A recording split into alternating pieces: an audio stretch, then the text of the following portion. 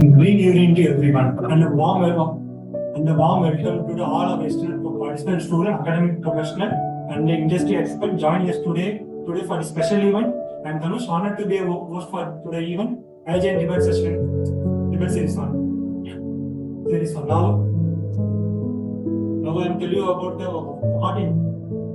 what is IGN. IGN is the Institution of Green Engineering. Green Engineering is a global platform that connects green professionals worldwide working towards the sustainable development goals to create a sustainable and greener future. Our mission to provide the innovative solution and the positive collaborative through our unique 9 Vibgya society as a UNDSA and then NGO and then NITA and accredited institution. We are committed to driving impactful action that contributes to the environment sustainability. About the today event is a part of our ongoing effort to engage on the global issues present the IGN debate series 1 on the UN SDG report 2024. This report evaluates the country's progress towards sustainable development and then highlights the key areas for action. For the action. This report detailed explain about the challenges the world facing in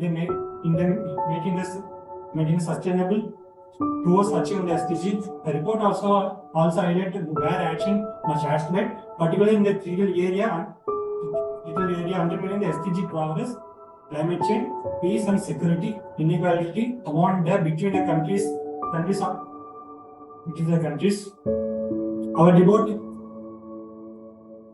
unites the student, academics, and the industrial expert to discuss the report, share the knowledge, and then explore the solution. This is the valuable opportunity to deepen our understanding of SDG and contribute to the sustainable development goal. For the participant, we encourage all the participants to actively engage in the discussion through the IGN SDG channel on YouTube, where your contributions are valuable by the participating. You also have the opportunity to receive the digital certificate acknowledge your involvement.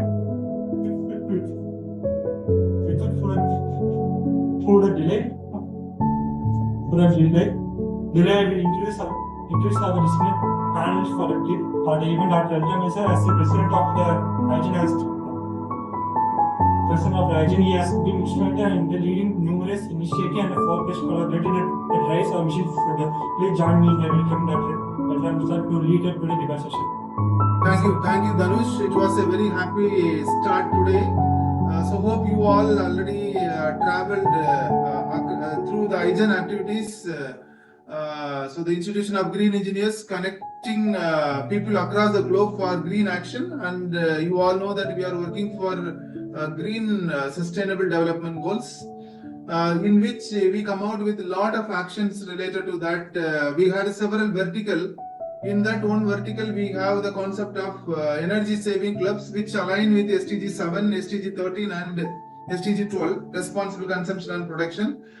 So where we have 36 energy saving clubs in India, where we are coordinating a lot of activities. And next vertical is IGN Young Green Innovators Army, and through this Young Innovators Army, we are motivating the young school children to come out with the problem, and they will come out with the solution. And finally, we will go for the filing of patent, and presently 4 patents are filed through this Young Green Innovators Army. Appreciate Kavita ma'am. Madam is in with us. So the third vertical is the conference. We have 2-3 various conference. Very recently we had executed 24 hours, which end on 26 hours, 26 minutes. IGN Energathon 2024. It was a very wonderful with a lot of partners across collected together, and we are coming out with another conference, Environthon. So like this kind of conferences are there. And next part we are celebrating the IGN, that is International Day activities. So there is a two type of international day. One is UN based international day, another national international day. So the important international day which is related to green activities, we are celebrating with competitions, actions, togethers like that. Next very important thing is the SDG projects. We have various SDG projects. The presently 4 projects are in action. That is Energy Double Line Challenge. That is in line with the United Nations Department of Economic and Social Affairs. Cycle for Green, and Aizen Talk for SDG, and Aizen Carbon Minus CO2, and Water Bank. So these are the projects under the SDG projects. Coming to today, so we thought of having the discussion and debate on the reports. So that is what we thought, and we come out with the action on debate session. So this is the first debate session today. The idea behind this debate session is the most of the students community, most of the academic community, industrial community, presently when we go for the case study, maybe we conducted a case study with all our 35 35 energy saving club student community. It states that 95 to 96% of students, they are not in a position to read any type of reports, technical reports, which I am talking about. So when we talk about the faculty, professors also, we had a feedback of 80% again. They are not aware of technical reports, UN based technical report. They are not in a position to read the technical report. Industry people, we not conducted the survey. So after this survey, we thought, why not we will be the platform, and we will be the bridge between students community, we will be the bridge between the academic faculty member community to present this report to the people. So that is the idea. So then we okay, the first thought process, then we come out with action stating that the SDG index, that is the index report 2024, very recently 2 weeks back it is released by UN, and that is what today we all are here. This session will have 3 rounds. The round 1, we have a panelist. We have totally, including me, 4 panelists. Dr. J. Balamurugan, Vice President IGEN, and Dr. Srividhya Sukumar, EduGate Global from Dubai, and Dr. Lena James from Christ University. So they all together, we are going to have a first round, the discussion on the report. That is from SDG 1 to SDG 17. What all picturized in the report to be presented by all the speakers. That is what the first part. Second round, we come out with some questions, and that questions we will have a debate session. In the second round, we have the sub speakers, Professor Suresh, principal here, and that is a Earth to Date Research Foundation head CEO is here, and another 2 speakers are going to join with them. With the panelists, we are going to have a debate session in the second round, and the third round we will have a discussion. We are ready to answer for the questions which is raised by the participants. So this is what the thing. So without delay, we will go for the session. Now I would like to welcome to address goal number 8 and 9. That is recent work on economic growth, and SDG 9, very interesting, that is the industry, innovation and infrastructure. I'd like to welcome Dr. Srividhya Sukumar, that is EduGate Global from Dubai. Madam, you please introduce yourself, ma'am, in brief, so that audience all know about you. Then you can continue with the questions. Yeah. Thank you, Dr. Ramesh. Thank you, Balamurugan sir, for giving this wonderful opportunity to talk about the SDGs. And basically I'm an entrepreneur living in UAE, and we do education management systems with audit reports and the remedial measures, and also restoration processes which are involved in it. And also we go to ahead with the restoration process with in the form of training and also career pathways, such that we are able to satisfy the needs of the clients and the stakeholders. Something very what we feel about governance complaints of and also about education complaints when it comes to the reporting processes which are involved in it with the local stakeholders. Thank you so much. Well, coming to the point of decent work and economic growth. This is something which is very close to every one of us. As such, I would say that because, in the sense, like it all talks about, we are able to relate much closer to this because it's a day-to-day activity that we're talking about, and SDG is more or less, when we talk about it, it is more related to everyday life.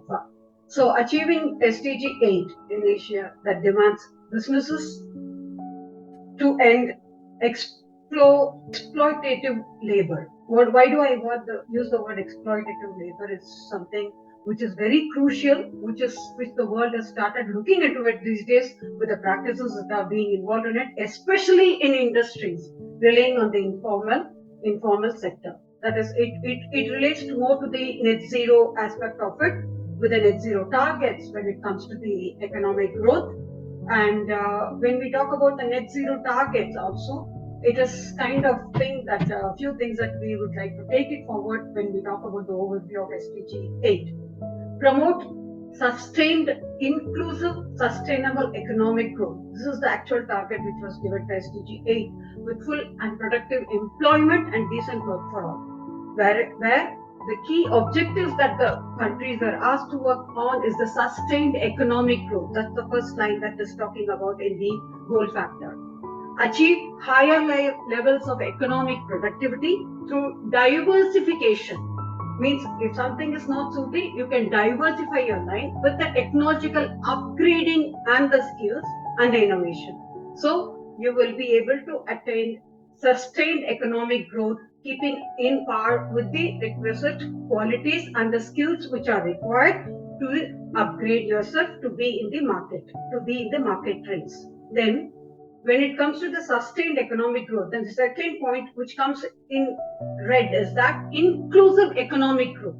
That is to promote inclusive and sustainable economic growth, reducing inequalities. In this, we will reduce the inequalities and ensure that benefits go to all segments of the society. That means we are going to include everybody, forgetting all the differences of caste, creed, the levels of labor, etc., etc., etc. So, when we are able to satisfy the sustained economic growth with the inclusive economic growth system, we will be able to achieve employment and decent work. We will be able to create quality jobs and ensure safe and secure working environments for all workers, including women, youth, and those in precarious employment. With the youth employment, substantially reduce the proportion of the youth not in the employment, education, or training. And also, not forgetting on the labor rights, to protect the labor rights and promote safe and secure working environments for our workers, including the migrant workers in different countries, those who are in a precarious environment. At the outset, in the 2024 Sustainable Goals report highlights mixed progresses towards achieving SDG 8, which aims to promote sustained, inclusive, and sustainable economic growth with full and productive employment and decent work for all. So the key insights from the report are as we can see there, with the COVID as an aftermath, there is disparities in the growth that we can see very well in the graph, very clearly mentioned with the countries, which are very clearly mentioned with the difference in the countries. We can see the huge differences in the vulnerable nations as they are experiencing decelerated GDP growth per capita, leading to the heightened economic inequalities.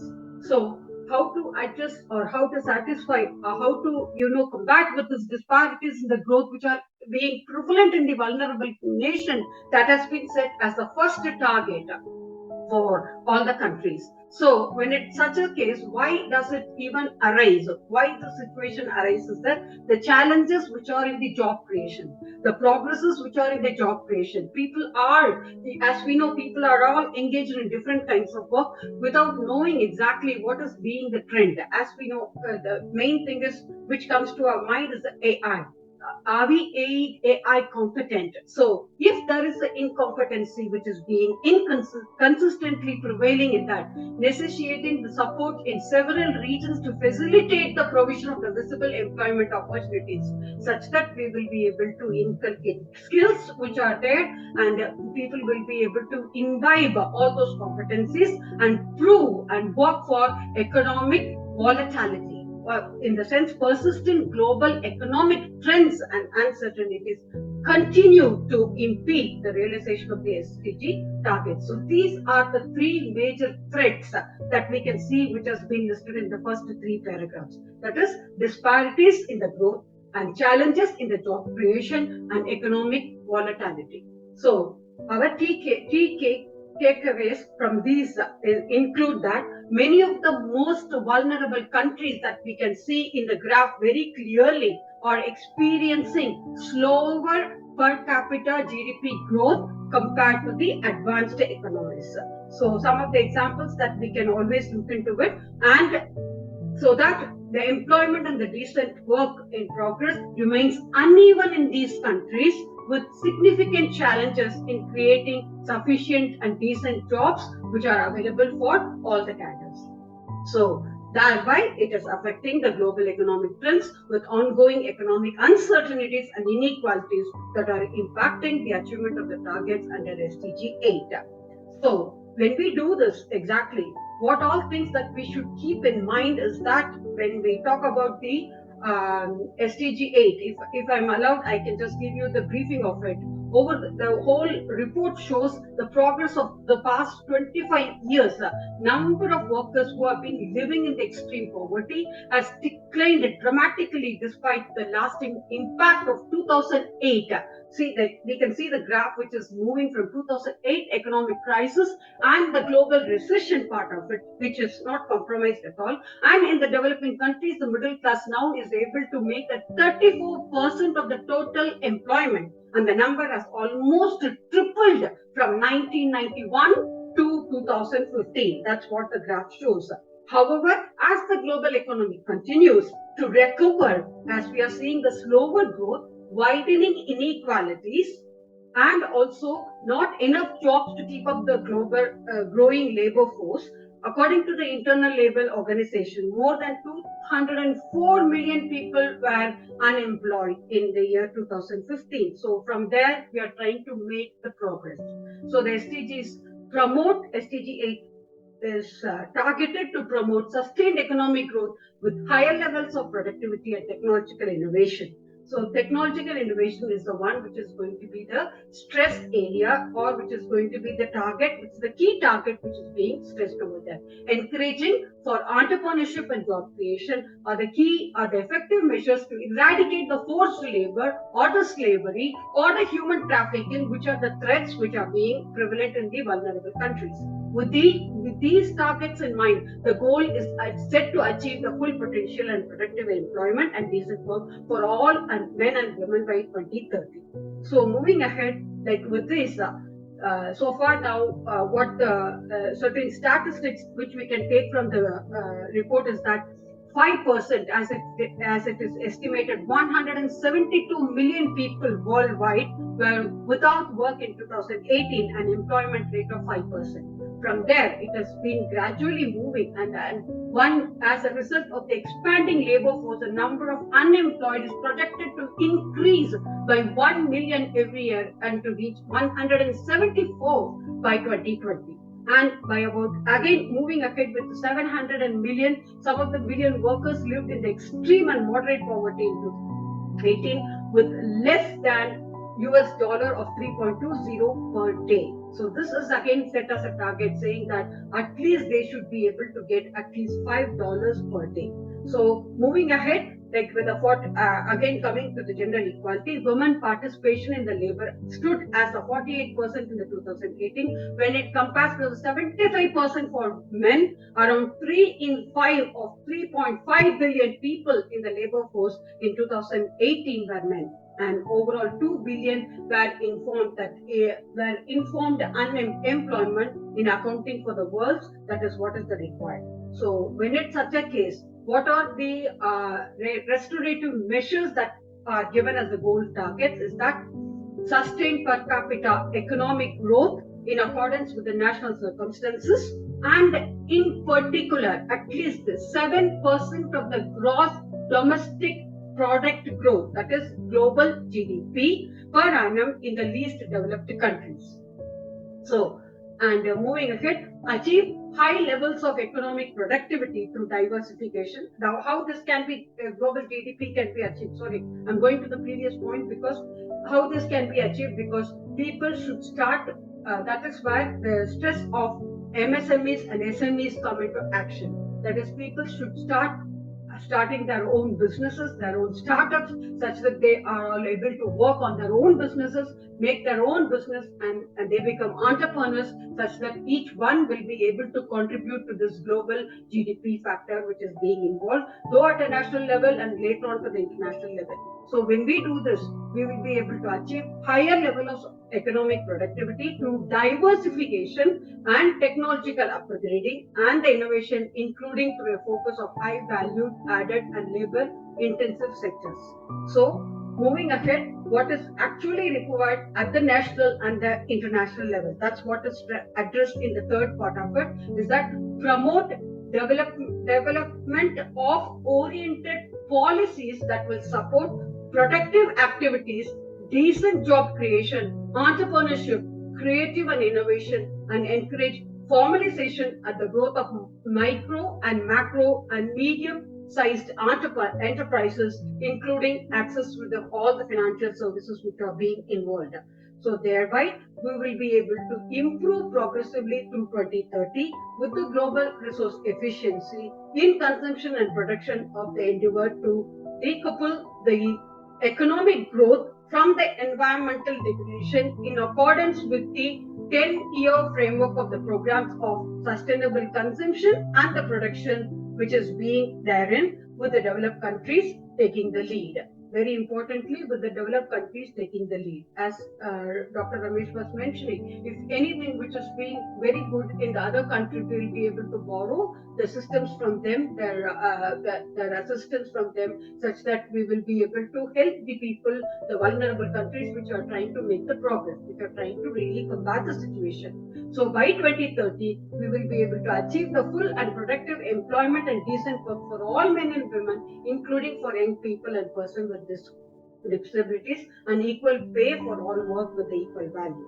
By 2020, sustainability reduce proportion of the youth not in employment, education, or training. So such that we will be able to see the difference. And for doing this, we'll have to take immediate and effective measures to eradicate forced labor and modern slavery and the human trafficking, and secure prohibition and the elimination of the worst forms of child labor, including the recruitment of use of child soldiers, and by 2025 and the child labor in all its forms.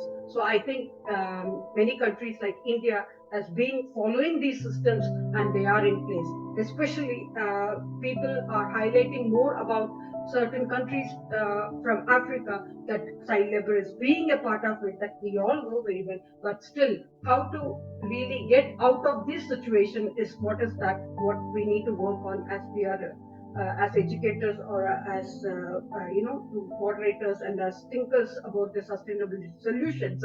We need to work on policies such that we are not compromising on the some children are even breadwinners in those countries. So in that case, we need to help them to earn their income, but also not to compromise on their studies even. So protect labor rights and also education rights, such that we will be able to promote safe and secure working environments for all the workers, including the migrant workers, in particularly the women migrant workers, those in the precarious employment. By 2030, devise and implement policies to promote sustainable tourism that can create jobs and promote local cultural products. Strengthen the capacity of the domestic financial institutions to encourage, expand access in banking, to banking, insurance, and financial services for all. Every time when we talk about banking, is that when we talk about banking systems, these days, how to the people becoming techno-savvy and the use of technological advancement in daily life has become the real walk of life, such that people are forced to learn about certain things, these things, such that they should at least have a bank account for themselves to have free access to all these monetary benefits or the monetization processes which are being involved in it. So strengthening the capacity of the domestic financial institutions to expand access to banking and the insurance and the financial services for all is again a key parameter that we need to work on. So last but not the least, the increase the aid for the trade and support for all the developing countries, in particular to the least developed countries, including enhanced integrated framework for trade-related technical assistance to the least developed countries. So it's like a barter system that has been prevalent in all the trading through the years, through and through. As such, we should go on with that. At least if people are not able to buy the goods from that, at least there should be an exchange of goods that should be really welcomed, so that people will be able to work on it. So by 2030, we'll be able to develop and operationalize a global strategy for all the group youth employment and implement the Jobs Pact of International Labour Organization. So if we are going to work on all these restorative practices, definitely we'll be able to achieve the main motto or the objective or the rationale, whichever way that we take it, of SDG 8. So that's what has been really summarized in the whole report as such as we see. And moving ahead, if we talk about our next goal is that goal number 9, industry, innovation and infrastructure. This is again following suit with exactly what is mentioning. That is, what is the key important is that the global manufacturing, which shows the slow growth and the global shares in the manufacturing employment declines. So this is another key concern of the SDG which is being mentioned. That is the SDG 9, which we are talking about, industry, innovation and infrastructure. And again, it is a very key thing when it comes to the global economic contribution, because investment in the infrastructure and innovation are the crucial drivers of the economic growth and the development. With over half of the world population now living in cities, mass transport and the renewable energy are becoming even more important as they are with the growth of the new industries and the information, the communication technologies. So the technological process is also the key to finding the lasting solutions to both economic and the environmental challenges, which are so prevalent. As we can see the statistical data which has been given as a comparative study between the countries, such as providing new jobs and providing energy efficiency and providing sustainable industries and investing in the scientific research and innovation projects, and all are important to facilitate the sustainable development. More than 4 billion people still do not have access to the internet. That's the actual fact. And 90% are from the developing world. Bridging this digital division is crucial to ensure equal access to information and knowledge, as well as foster the innovation and entrepreneurship. Hope everybody will agree with me. Everything is there in the internet. If we don't have an access to how to access the data which is there, what is the use for it? So to make people being accessible to the information which is there in the internet is something which we need to work on. That's what is the basic criteria for the industrialization. That is what is being talked about. So 2.3 billion people of the worldwide lack access to the basic sanitation. 40% in about low-income African countries, infrastructure constraints cut businesses' productivity by around 40%. 2.6 billion in developing countries do not have access to constant electricity, as Balamurugan sir was mentioning. And more than 4 billion people still do not have access to the internet. And 90% of them are all from the developing world. Developing world, not developed one or emerging there. They are still developing. So the renewable sectors currently, more than 2.3 people are with just reaching of the 20 million target which has been set. So when it comes to the goals targets or the key takeaways that we are talking about when it comes to the SDG 9 is that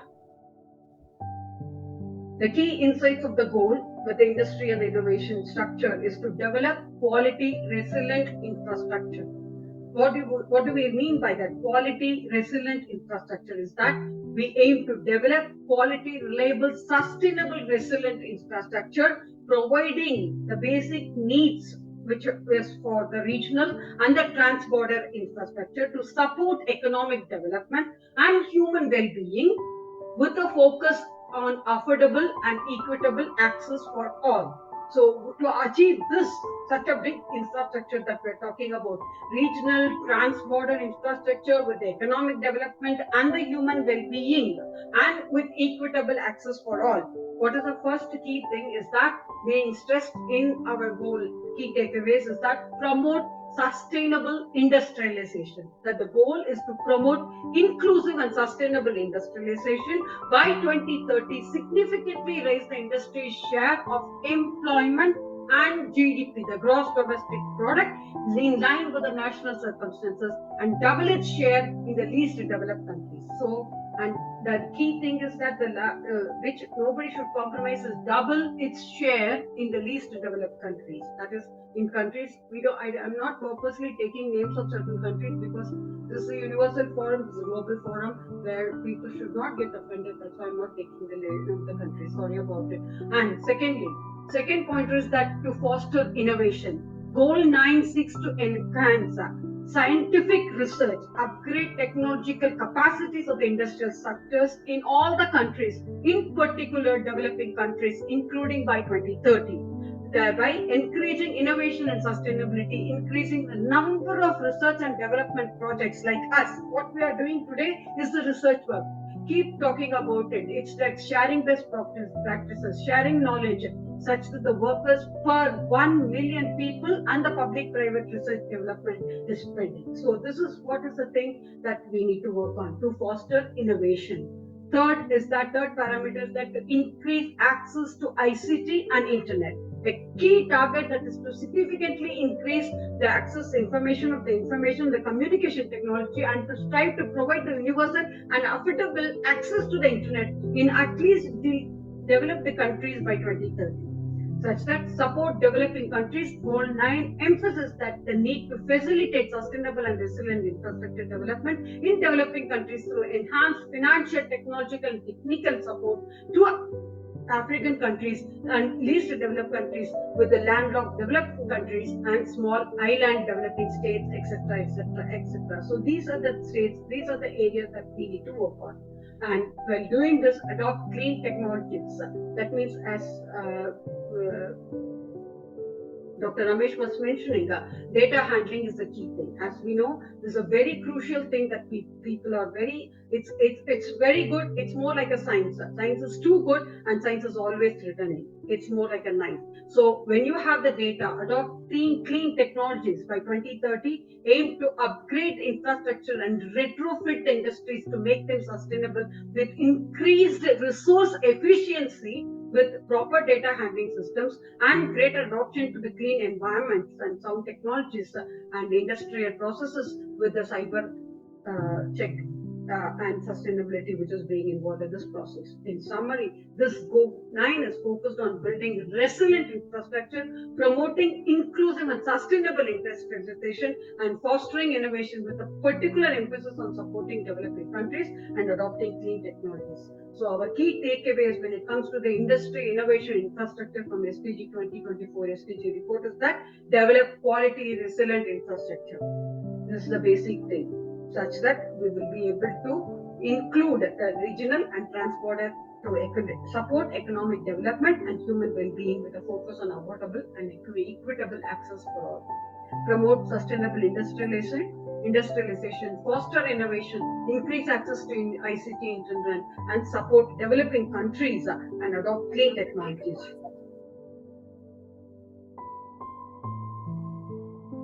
Yes, ma'am. Okay, thank you, sir. Thank you so much, ma'am, for presenting the SDG 8 and 9 about the present status and how we can able to achieve that before 2030. Now I would like to invite Dr. Srividhya for SDG 11, Sustainable Cities and Communities. Ma'am, we can make it like within 2 minutes we'll go, ma'am. Already it is 8:45, so that we can conclude it and then we will go for the next round for the debate discussion.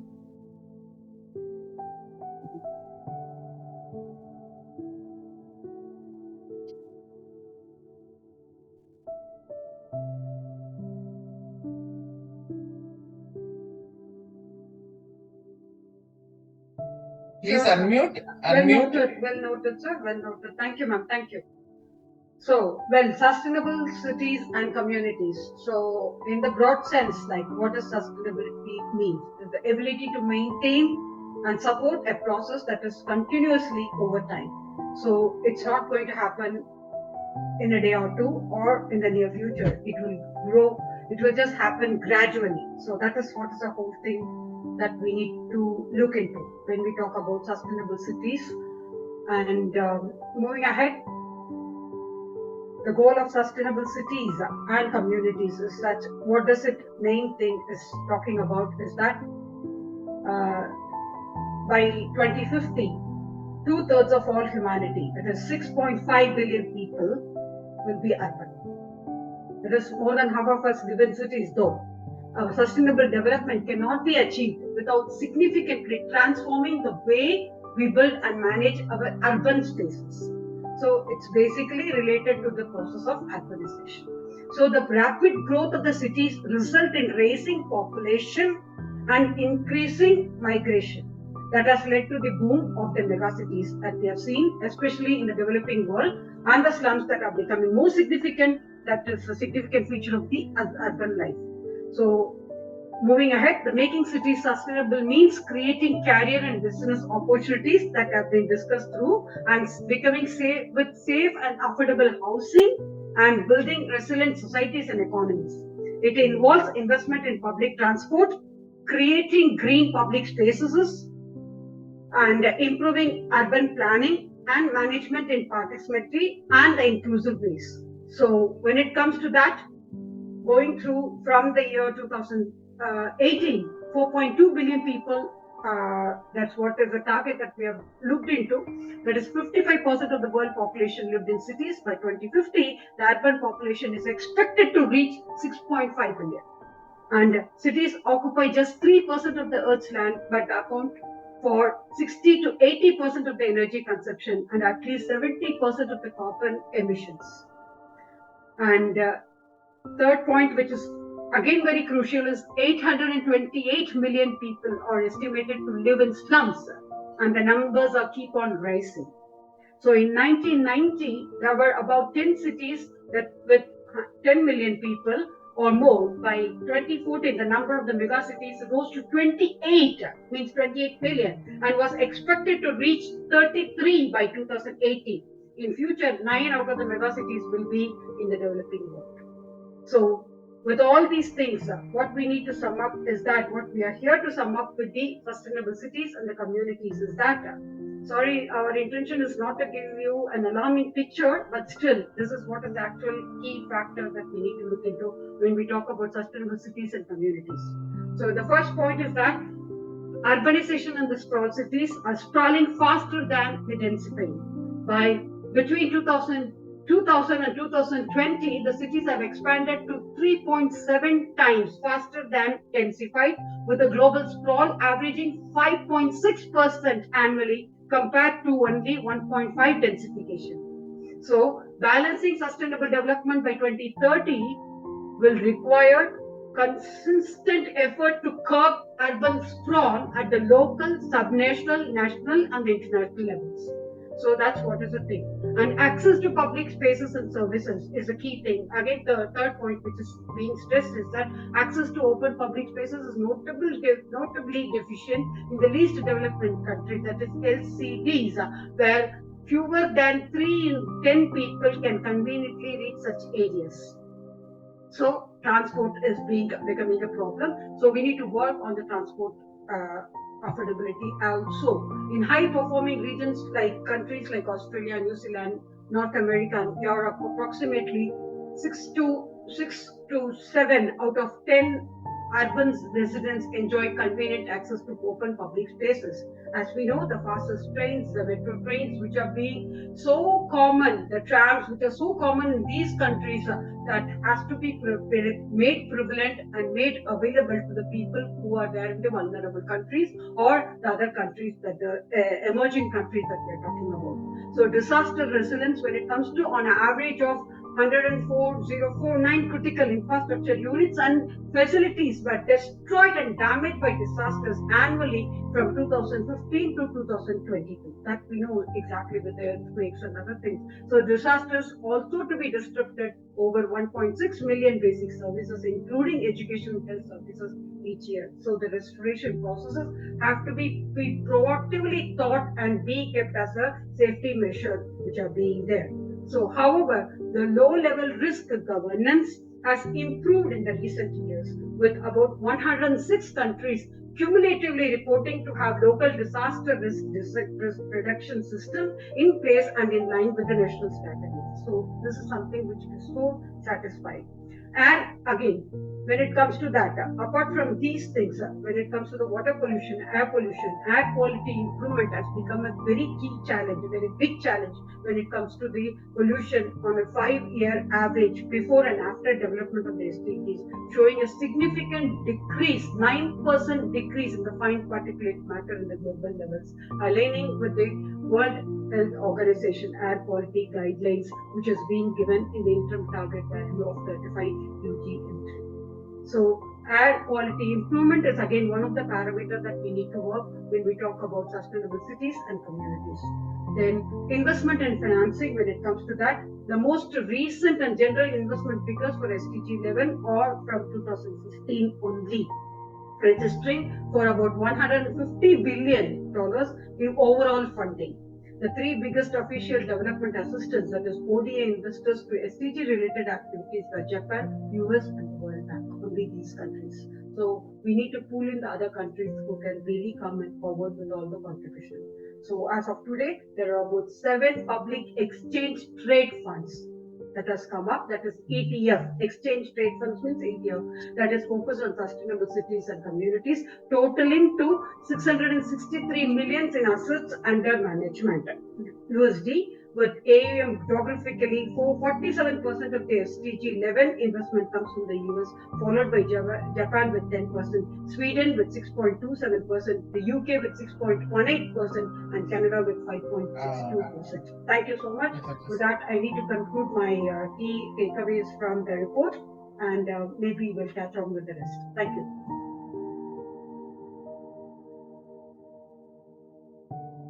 Can I continue, sir? Thank you, ma'am. Thank you. Thank you. Thank you so much. So I would like to invite Lina ma'am. Yeah. To report on the responsible consumption and production SDG program. And I would like to invite Dr. Srividhya to conclude with goal number 16 and 17.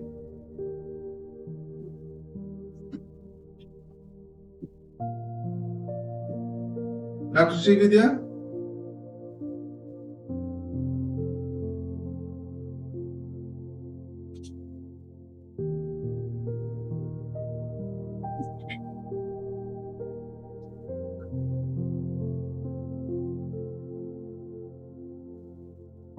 Hello.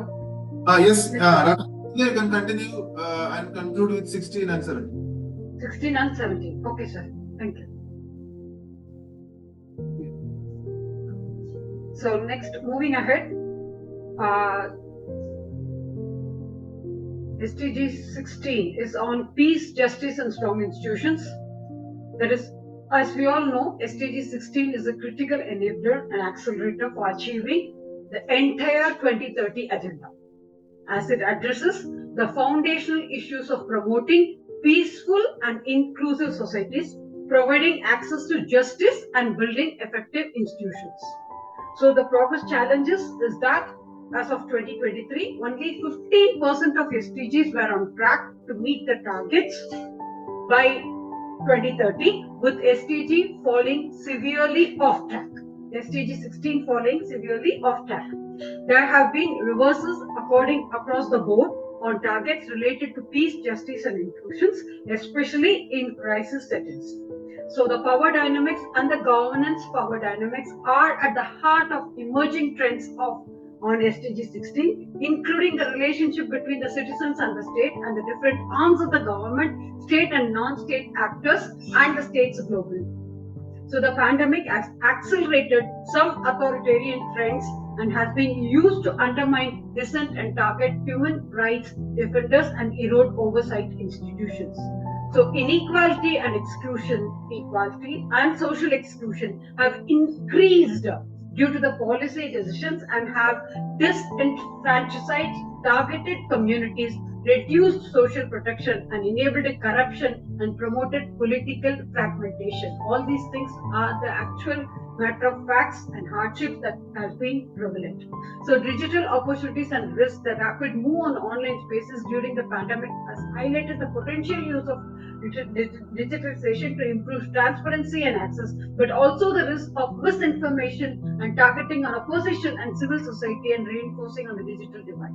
So in summary, the key insights of the highlight of the critical role of SDG 16 as enabler has significant challenges in making progresses and importance of addressing the power dynamics of the government issues, raising inequality and exclusion and the dual-edged nature of digitalization, all which must be urgently addressed to achieve peaceful, just and inclusive societies by 2030. So, restorative practices that we can implement is that significantly reduce all forms of violence and related death rates everywhere. Second is that end abuse, exploitation, trafficking, and all forms of violence against the thoughts of children. Promote rule of law at national and international levels and ensure equal access to justice for all. By 2030, significantly reduce illicit financial arm flows, strengthen the recovery and return of stolen assets, and combat all forms of organized crimes. As we can see, the heritage flows which are coming and being prevalent as such with all significance. Substantially reduce corruption and bribery in all the forms and develop effective and accountable, transparent institutions at all levels. Ensure responsive, inclusive, participatory and representative decision making at all levels.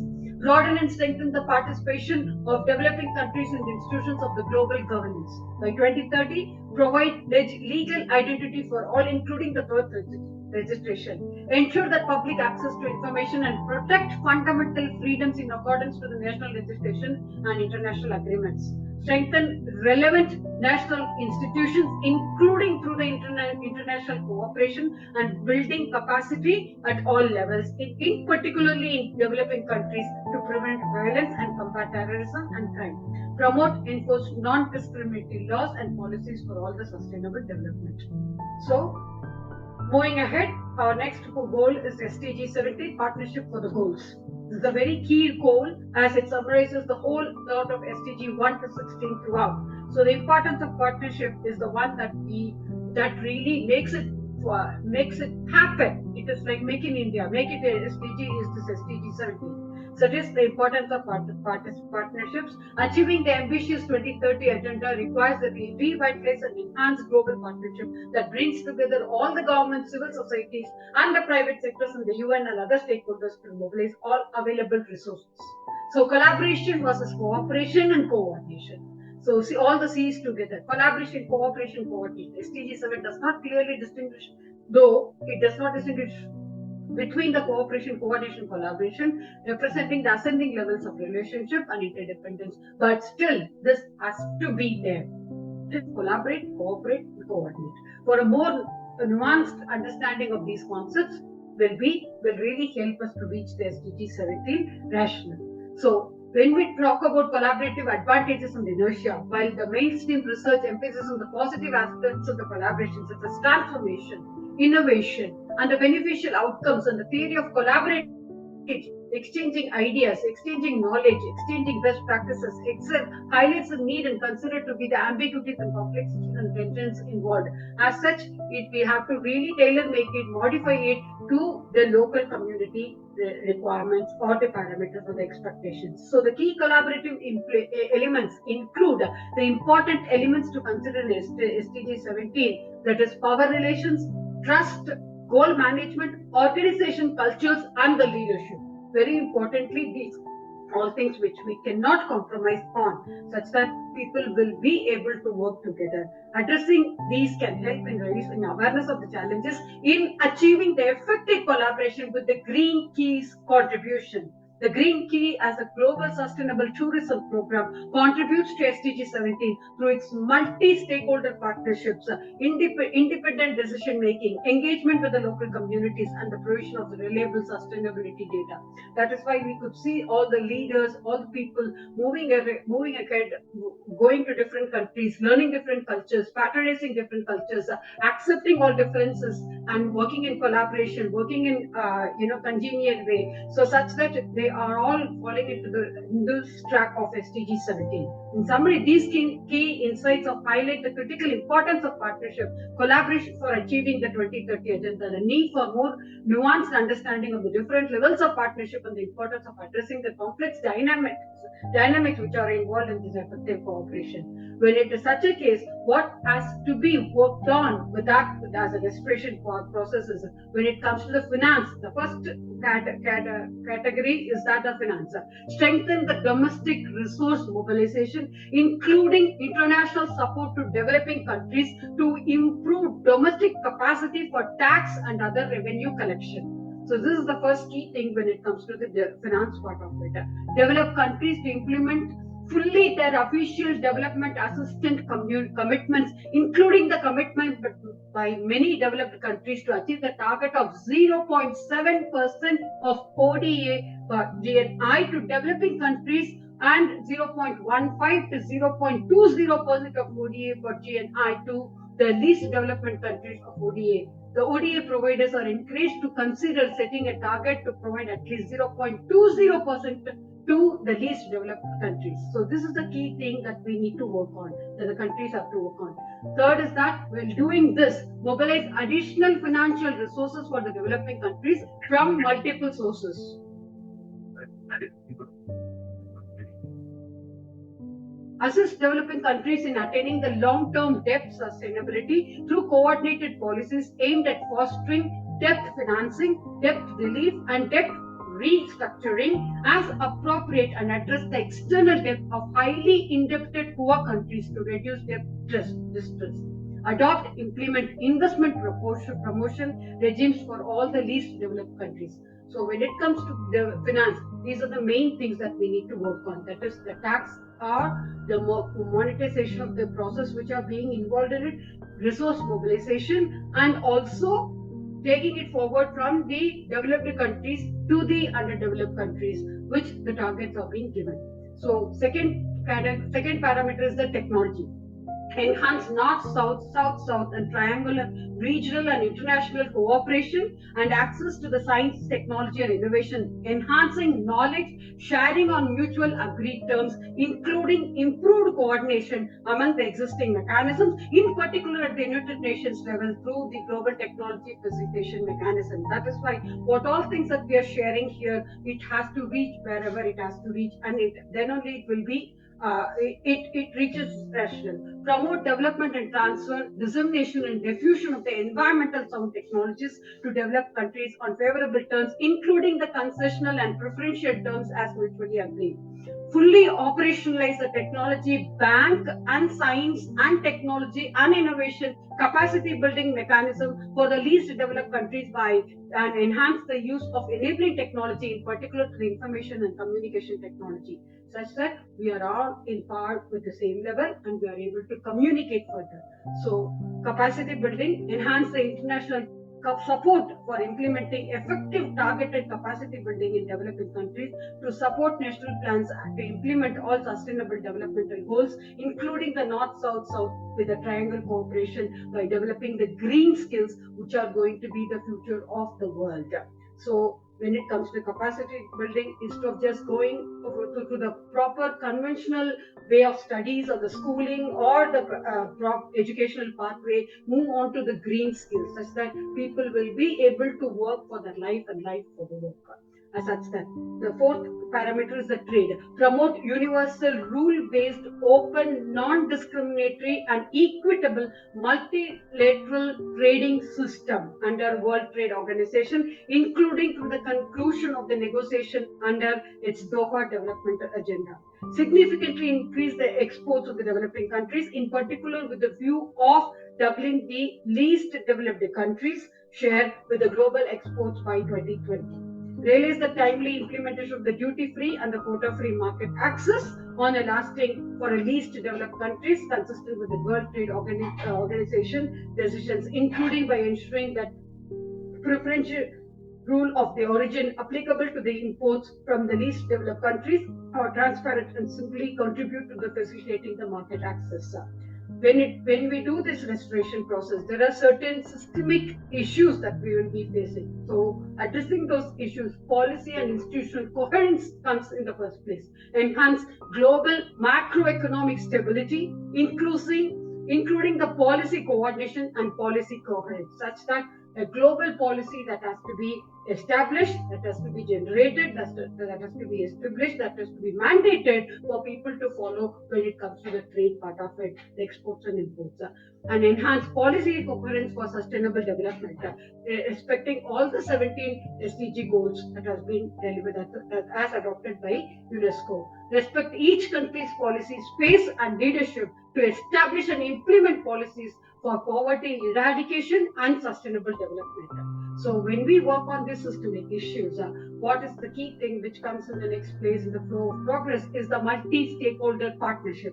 Enhance global partnership for sustainable development, complemented by the multi-stakeholder partnership that mobilizes the share of knowledge, expertise, technology, financial resources to support the achievement of the sustainable development goals in all countries, particularly the developing countries. So we should give a big pat to IGEN for conducting such a session, that we are already working on this particular line of developing global partnership, complementing the multi-stakeholder partnership by sharing knowledge that we are doing today. Thank you. So thanks for your great effort.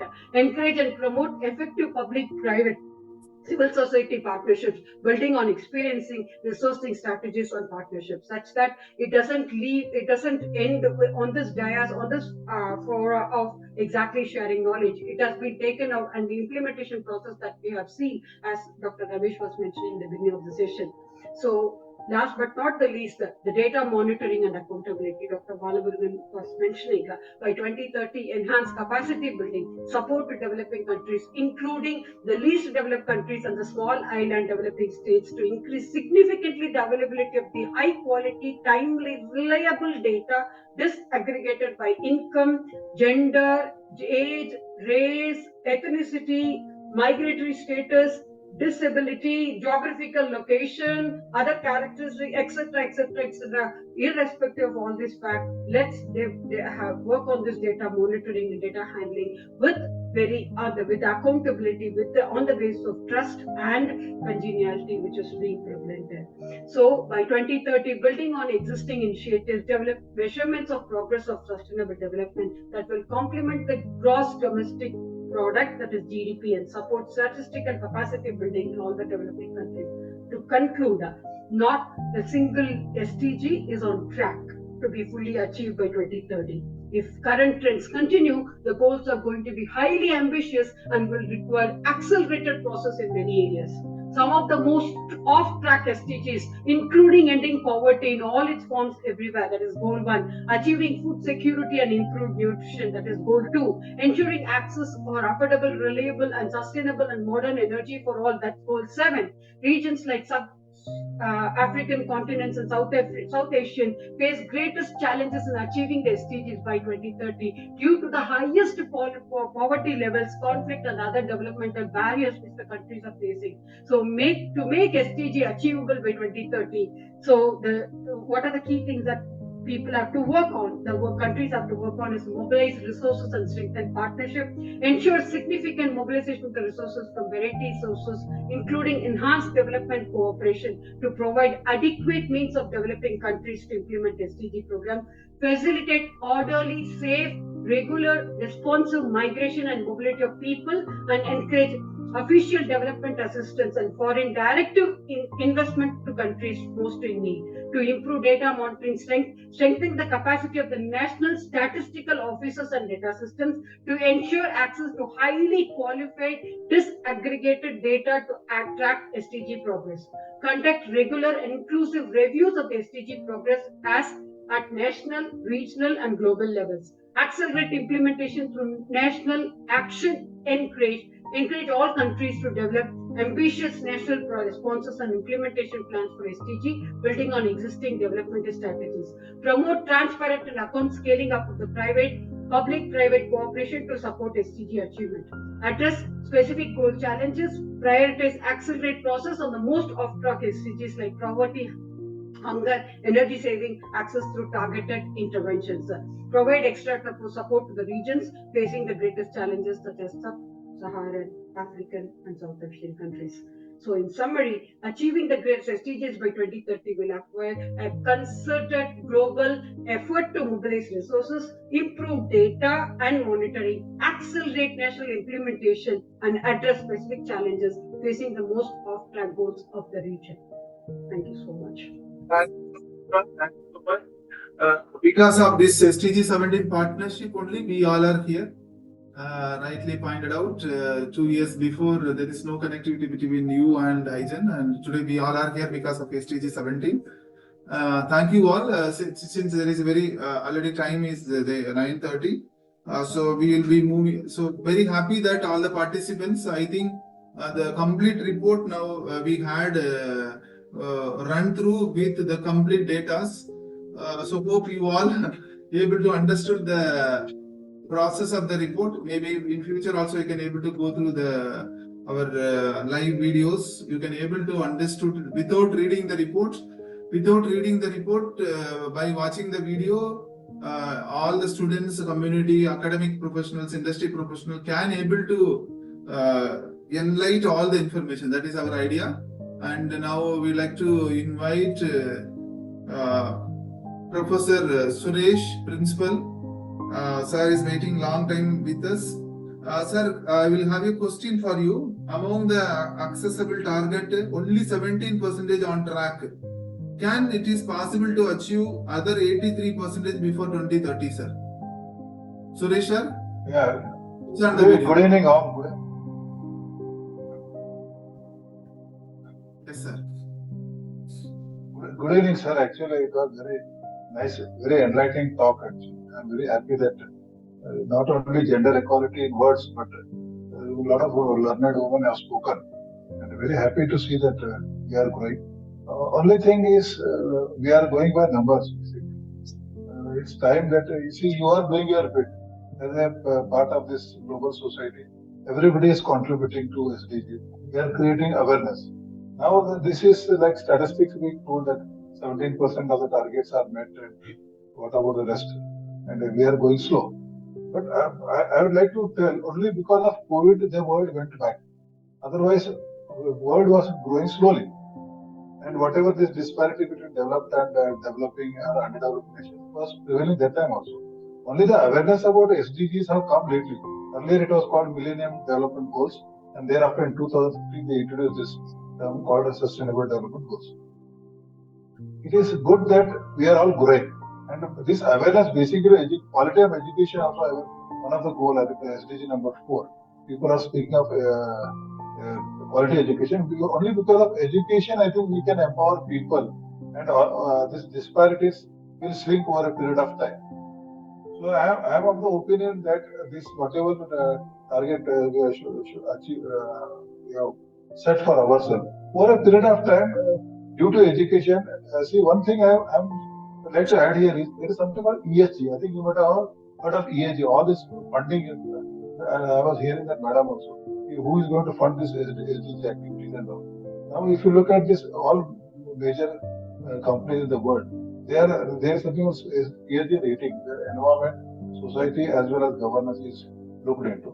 So, all the big corporates, the investment planning is being done so that the companies globally become more responsible towards the environment, society, as well as have good governance.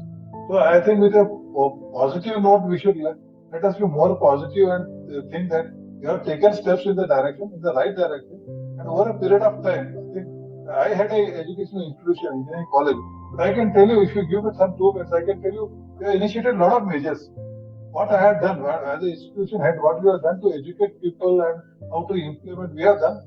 It is not speaking what we have implemented, and recently we had our NAC accreditation PAT visit also. They appreciated, he initiated a lot of steps in this direction. Even in our college, I have put this SDG posters.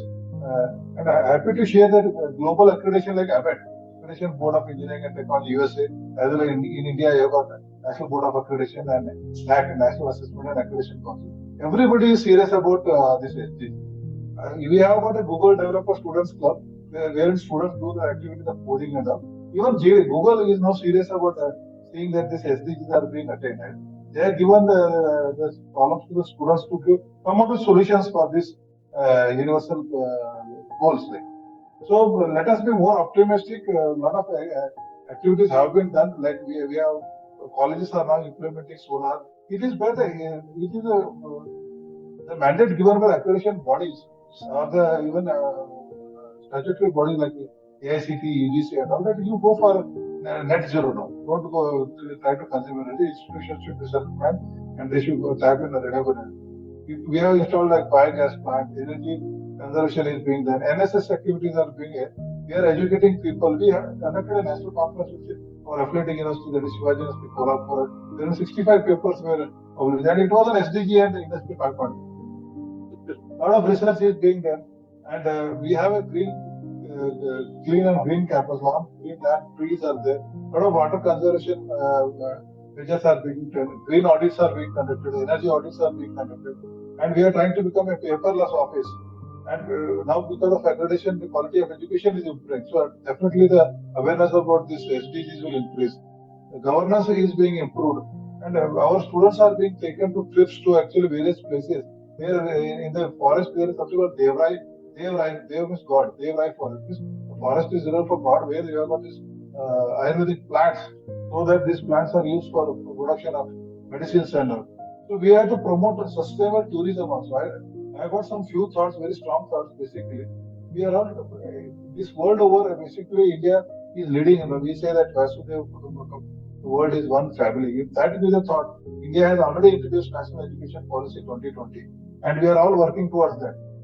Now that is being implemented. So we are trying to enforce Indian values like universal human values, Indian knowledge system, and all. With this aspiration, whatever this development people was, the materialistic development has taken place, and India is also aping the West for the last 2-3 decades. This has to come down. This materialistic consumption, responsible production and consumption are already one of the goals. So we need to see that we are just competing without any proper agenda.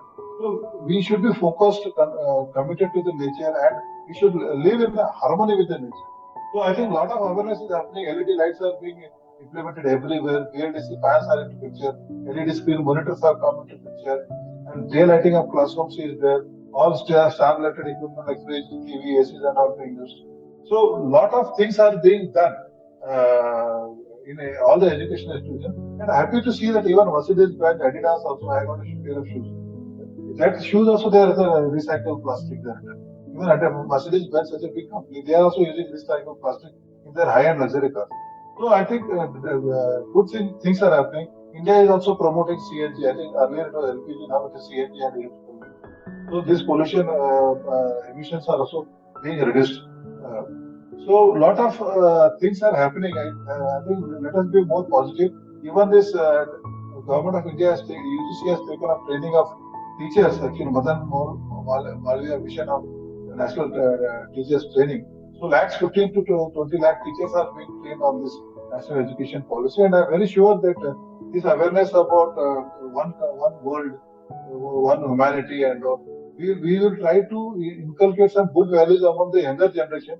Basically, even the Supreme Court has introduced a mandatory subject of environmental studies in schools as well as colleges, and that is being implemented. But now the question is, what degree of seriousness it is being implemented? A lot of projects are being done on environment and all. So I hope that in days to come, this country and this world will move forward towards the SDG. And I am very happy that the world is now seriously, people like you who have taken up the initiative.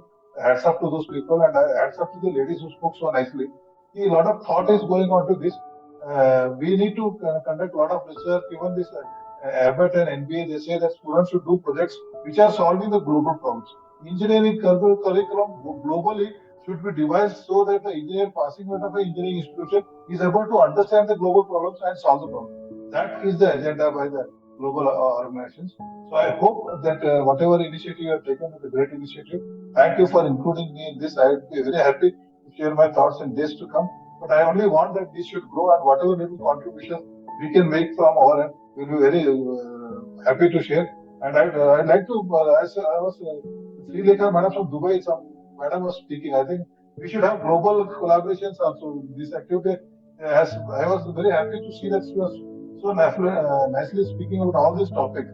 And I think we need to have more collaborations and do something on a similar lines so that we educate people. There are around 8 billion people on planet Earth, and I think very few, hardly not even 1% are knowing about what is SDG also. So this is a huge agenda for all of us. Let us do or contribute whatever best we can do in this direction. Thank you, sir. Sir, can you little bit about which university principal, which college, so that people. Sir, I am Suresh D. Mane.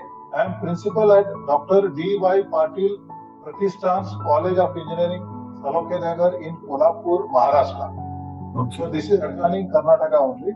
So I was principal in Karnataka for 6.5 years, and last 2.5 years I am principal. Prior to that, 20 years I was into Indian Railways. I took voluntary retirement to get into academics, finish my PhD, and now I am happily contributing my mind to the academy. Yes, so thank you so much, sir.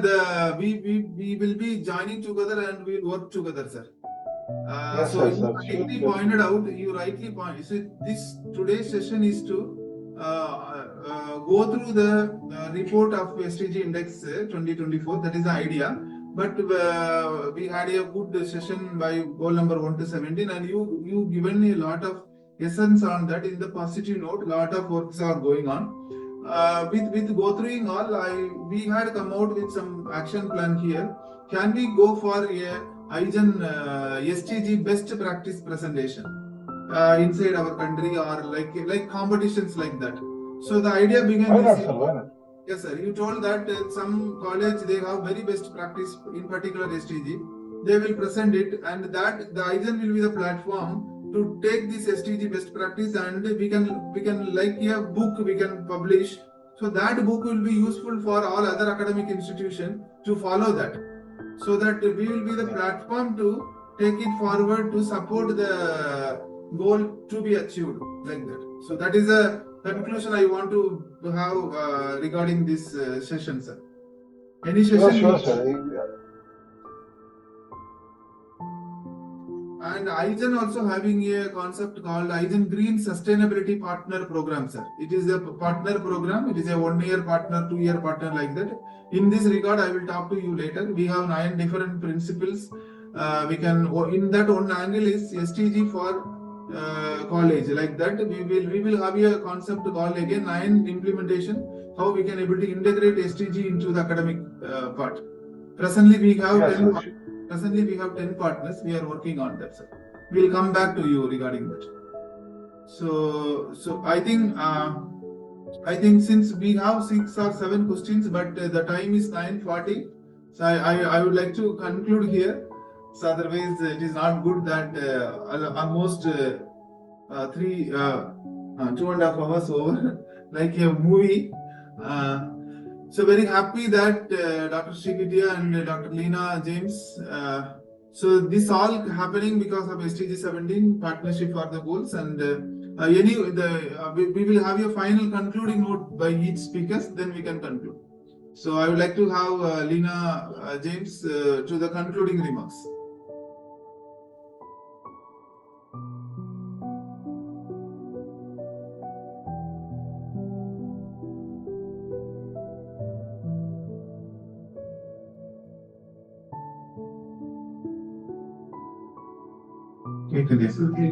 Ma'am, you can unmute, ma'am.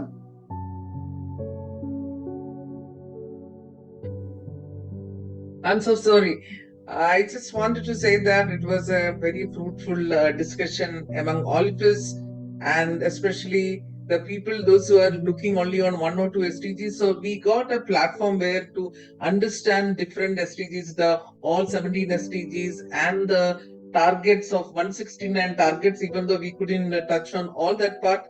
But definitely we got a glimpse of idea how this process is happening, how we can do it on that. These are the things, definitely it will be eye-opening for the people, those who are participated, and even the speakers also. We got a lot of learning, unlearning and relearning, and with this definitely we have to move forward. I wanted to conclude that this would be a platform where we started with, even though we say that the partnership is the 17 goal, where we have to take together to achieve. Even when we say that a small simple step from our side, that makes a lot of ripple effects, and that's the way we have to move forward. And this should be an initiative, this should be a way we have to proceed further, and this is only a starting point, way more to work together and to achieve on that. So that should be our agenda, and that's the way we have to move forward. Thank you for the invite and giving a platform for me to speak my little knowledge and getting connected with the people, with my co-panelists and the participant. Thank you so much. For be part of with us. In future also we will travel together and we can form a SDG team also, SDG academic team, SDG industry team, and we will be the bridge between the industry academy, so that that connection we can able to give lot of essence. So we will always go through the positive change. So we will not go for it is not happen. We will assume that 2030 we can able to achieve the SDGs. In line with that, we will work together. And now I would like to invite Dr. Srividhya Sukumar for the final concluding remarks. Thank you, sir. Thank you. And it's indeed a wonderful opportunity, as we all know, and we do agree that. It's a great idea of bringing people together on this platform to talk about SDGs. As you rightly mentioned in the video session, people do not know about exactly, they know about the SDGs, the 17 SDGs, probably they will be able to mention their names and everything, but still reading a report and having a very quintessential takeaways from the particular report which has been discussed so far is the key thing, and it's a great initiative, and congratulations to you, sir. As we all know, we live in a very increasingly complex world, and while the recent decades have been seen achieve unprecedented economic growth and make real progress on a number of developmental issues, these kind of initiatives are the key things or the much needed things which will give rise to the swelling list of the environmental social burdens, sharing of all possibilities, sharing of knowledge, sharing of pathways of marching together, working in collaboration, such that we will make it more like a viable place to conduct business and to move forward exactly on the glorious pathway. One small note which I would like to dedicate for IGEN is that this kind of thought which has come to you really needs a genuine appreciation. As you sow, you reap. We can see that how proactive, and that it's a visionary thought that you have thought about sharing SDGs today and coming up with a program with your team. Basically, I can see Dr. Balmurugan sir sitting with you, and I don't know the name of the person who's there with you, Niranjan. So it's a team effort of working in collaboration. And as Mr. Suresh was mentioning, like we should start working in collaboration as such. This particular thought that you are sown has to reap its destiny. That's what. Sow a thought, reap an action. Will put forth an action. Sow an action, it becomes habit. Reap a habit. Sow a habit, it becomes our character. In the sense, we're not doing anything for somebody's sake. It is ourselves. It will bring a change in ourselves. It becomes our character. So a character, reap a destiny. That's that we are, with all thought, with all the objective that we have pulled in today on this platform, we should be able to take it forward. And hats off to you, sir. Thank you so much. As with the genuinity what you have brought up this platform today for all of in front of us, and definitely it will reach its optimum. It will reach its success through and through. And thank you so much. Congratulations to you and your team and the wonderful team. Thank you so much. Thank you, Mr. Suresh. Thank you, Leena ma'am. Thanks for joining us. You have been such a wonderful co-host and co-panelist today along with us. Thank you. Thank you so much, ma'am. So in line to that, we will be having maybe in the month of August, we will have the 17 speakers to present again the SDG index report. Like that, one session also we can have, so that we will get a 17 speakers, and so within these two sessions, we can able to give the information report to the people, particularly for the students. That is the thing. Now I would like to invite Bala to give the concluding remarks. Yes, sir. It is good to see that the panelists have taken much of the time in explaining the things as well as giving the insight of the data, so which has been remarkably placed into the community. So that's where the partnership is going to occur. That is the one part, and we could also see that we always talk about think globally and act locally. So that's what going to happen when we data. We could see that. We could see Pradeep John as a blogger, Vijayadashini, the school kid who was thinking about the changes in the ironbox and everything. That is happening in the entire world. We could list out some people. This is happening here. So this is going to be the change management, means the statistics could really bring the change to the world where everyone would be changing, and by 2030 that would be the target for United Nations, but we can achieve it at the earliest. So as IGEN is doing a greater activity by connecting the kids, because we are working for this 1.5 degree to be reduced, means we need to connect at least 10,000 kids by next year, and these 10,000 in turn would be connecting 1 lakh students, means would achieve the target for the entire community in this area. So likewise to the world. So the billion would be increased to $1 trillion economy, means the $1 trillion economy which boosts up all this work to get it connected. So hats off to all the panelists as well as the participants, and thank you so much for the background team, so who has been very vital in connectivity as well as presenting these things, Google Forms and other things. Thank you so much for everyone. Thank you. Thank you, Dr. Bala, and so thank you so much for the people, those who are watching till with us, and you all will be receiving the certificate within 7 days. I think Dhanush, you can get.